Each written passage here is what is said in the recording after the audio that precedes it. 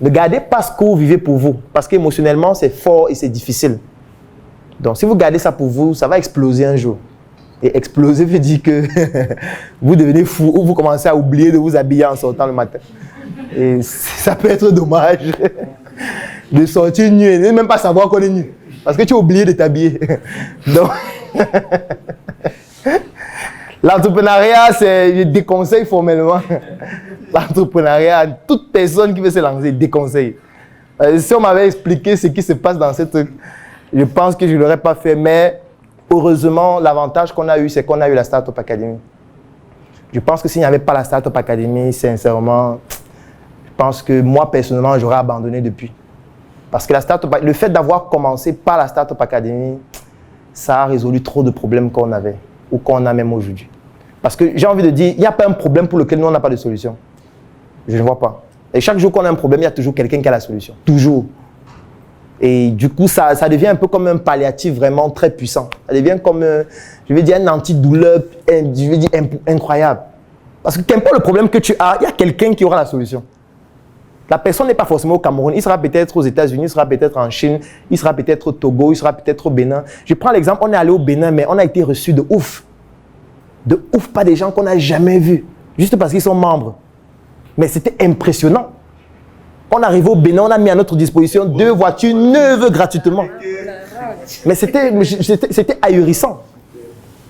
Au Bénin, l'un de nos membres, qu'on ne savait même pas, est l'un des plus grands distributeurs, en gros, du Bénin, de tout le Bénin.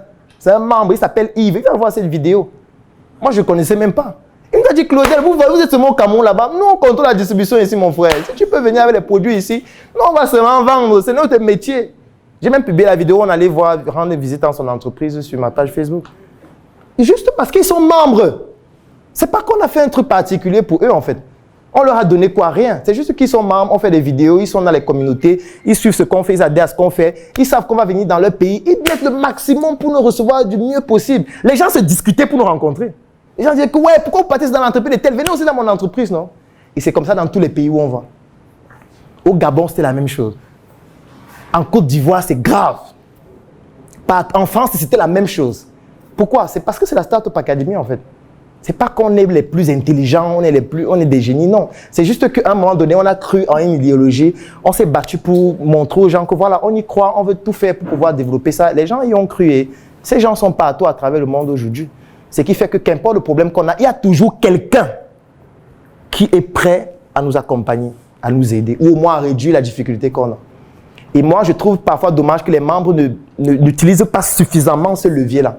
Nous, quand on veut aller dans un pays, première chose qu'on fait, on prend la base de données des membres qui sont dans le pays, là, on les appelle. C'est la première chose qu'on fait. On les appelle, ok, on sera dans votre pays, telle date.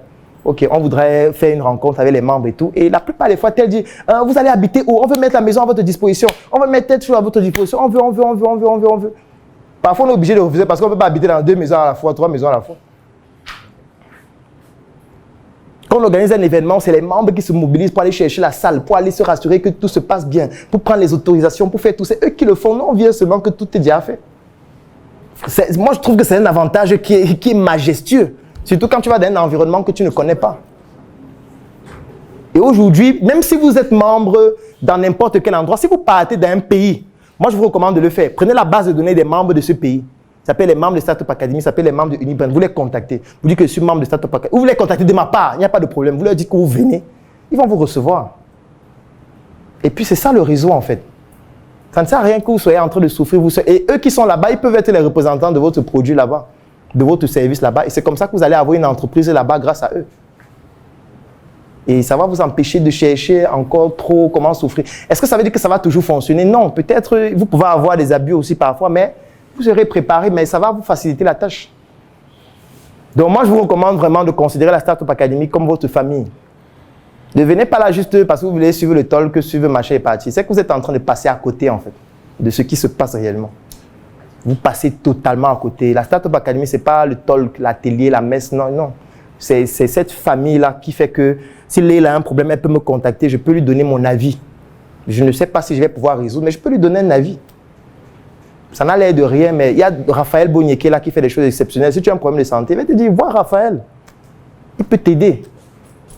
C'est ça en fait la Startup Academy, c'est tout. Un entrepreneur qui reste seul dans son coin, ça va mal se terminer. Ça va mal se terminer. Parce que d'abord, ta famille ne comprend pas ce que tu fais. Tes amis te prennent pour un fou. Bon, ta nouvelle famille, donc c'est qui? C'est toi seul. Tu vas devenir fou. Il faut que tu aies... Non, ta femme alors, elle veut même... Elle dit que tu es dans une secte. Tu vas faire comment? Chaque jour, vous faites les conférences. Chaque jour, vous faites les formations. Chaque jour, vous rentrez tard. L'argent même, on ne le voit même pas. Vous faites tout ça même, on ne voit pas l'argent. Vous êtes toujours en train de travailler. Toujours en train de faire les vidéos, les directs, écrire les trucs, machin. Tu vas faire comment? C'est pour ça que j'ai parfois envie de dire, mariez même vous entre vous. Entre vous les membres, peut-être ça sera plus simple. Parce que... Parce que je ne sais pas comment on va faire. Je ne sais pas. Je ne sais pas comment ça va se passer. Parce que ça sera dur, hein. Parce qu'il faut sortir de cet environnement pour se rendre compte à quel point vous êtes devenus différents. Parce que quand vous êtes ici, vous croyez que vous êtes normal. Vous n'êtes pas normal. Vous n'êtes pas normal. Je vous dis, en tout cas normal par rapport à la société. Il faut quitter un peu ici un jour, vous partez un peu soit dans une université ou dans une école simple, vous causez avec les gens simplement. Parfois, vous auriez l'impression qu'ils ont un niveau trop faible par rapport à vous, ou qu'ils ont des conversations dans des domaines qui pour vous sont des bêtises, et du coup ça vous énerve, vous ne pouvez pas faire 1 heure de temps avec eux. Et quand vous voulez commencer à avoir des débats intellectuels, on dit regarde celui-ci. Ouais, les gens de la start-up là, ils veulent tout montrer qu'ils sont intelligents, machin. Donc maintenant, tu deviens victime de ton intelligence.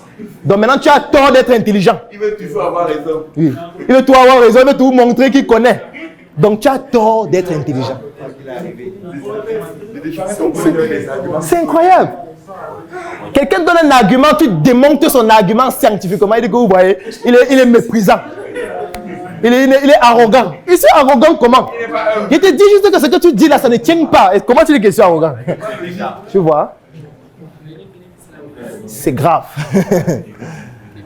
Donc, parfois, il faut même vous cacher, il faut même dire, il faut même cacher que vous êtes ici, parfois. Parce que ça peut vous créer même des problèmes pour rien. Ça peut vous créer des problèmes, sincèrement. Ça peut vous créer des problèmes. Donc, du coup, nous, on assume ça. Nous, on assume ça. Parce que, voilà, on a fait de ça un mode de vie. Mais c'est aussi, moi, je sais que ce n'est pas facile pour tout le monde. Il y a des membres qui sont partis à cause de ça. Parce qu'ils n'en pouvaient plus, en fait. D'être dans un environnement où tous les jours on te rappelle qu'à dit dans votre truc là, vous voulez tout montrer, que vous voulez tout faire, que vous voulez. Non, on ne veut pas. On se bat pour s'en sortir. C'est pas qu'on veut être arrogant, c'est tout. On est en train de se battre pour s'en sortir. Il n'y a pas un événement ici durant lequel à la fin on a dit que allons au cimetière. Moi je ne me rappelle pas s'il y a un événement ici où on a dit que bon, ce soir, rendez-vous au cimetière à 2h. Non.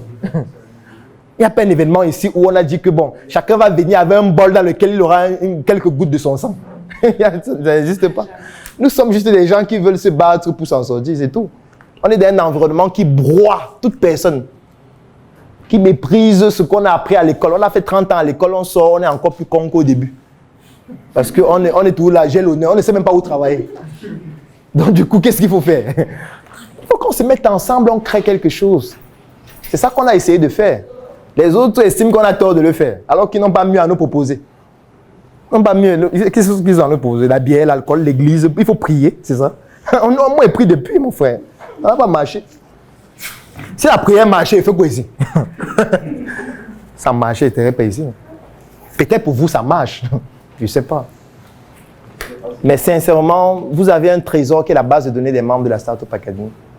Un trésor qui est la base de données des membres de Unibrand. Parce que qu'importe le business que vous faites, à un moment, vous allez vouloir le développer. À qu'importe le business. Donc, la base de données, ce n'est pas seulement pour avoir les clients, non.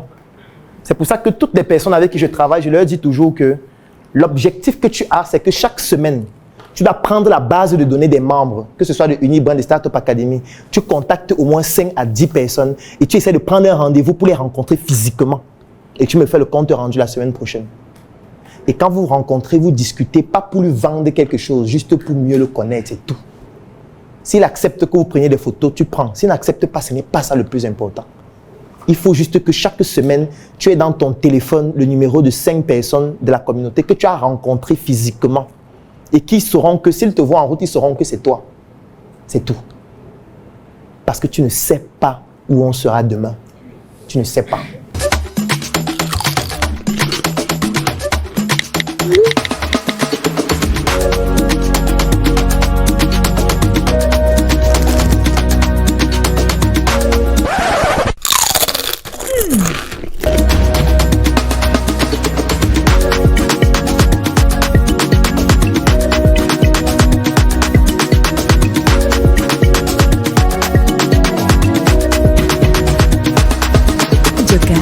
savourez la joie de vivre à chaque croc. Disponible dans tous les supermarchés.